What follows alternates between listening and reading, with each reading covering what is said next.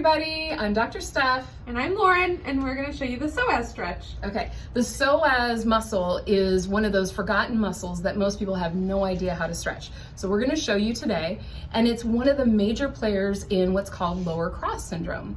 So lower cross syndrome is when people tend to have a hyper curve in their low back. The psoas muscle actually attaches to your spine and then draws around like a fan and attaches on the inside of your leg muscle. So it's involved in hip flexion, if you can bring your knee up. Yeah, that kind of motion engages the psoas. And so we're gonna show you how to stretch it. Okay, so what you wanna do is, you can see Lauren has a wall or a door here to support herself.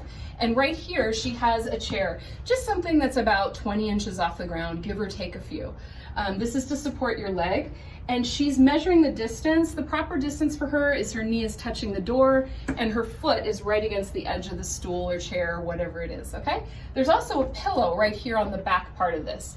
That's important. So she's gonna bring her leg up and her toe and the arch of her foot is gonna rest on the top of that pillow. It raises her toe and also pads it to make it more comfortable.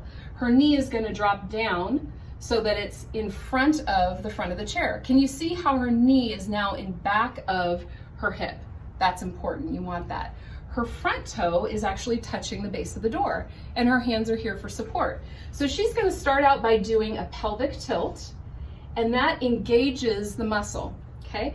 And now she's gonna press her hips forward towards the door without arching her back. So her shoulder, notice, is still right over her hip. That's very important. If you overarch your back, that will bypass the proper stretch, so don't do that. So what you're trying to do is there's an angle right here in the leg. When you flex your leg, it closes. You're trying to open that up by pushing the hip forward towards the door.